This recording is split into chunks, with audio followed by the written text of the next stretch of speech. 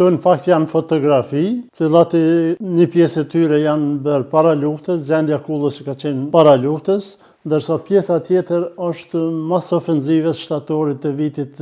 1998, kur ka qenë një ofenzive forca serbe në fshatrat e rajonit Qiqavicës, dhe po adet me 22 shtator është djegë kjo kullë, dhe unë jam përkujdes pas lufte që kjo objekt i trashëgimisë kulturore, që ka qenë në mbrojtjen e Institutit Mbrojtjes Monumenteve Kulturore të Kosovës që nga viti 1984, jam përkujdesur që mundësisht të gjej gjurmët në këtë institut mos e shtrujt projekti. Fatbarësisht, projekti i kësaj kulla shtrujt atje dhe në bashkëpunim me komunën e Drenosët, atëherë kemi bërë kërkesën që kjo kullë, e cila ka qenë e rënuar, të rindërtohet sërish dhe falë investimeve që ka bërë Ministria e Kulturës, së Rinisë dhe Sporteve, siç e shihni është prap ky objekt është rindërtu. Pjesa më e madhe e gurëve, mbi 80% janë të kullës ekzistuese që ka qenë, sidomos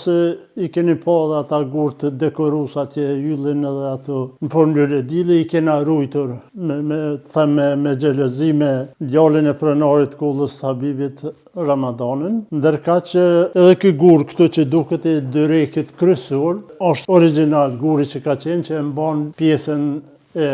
trejve.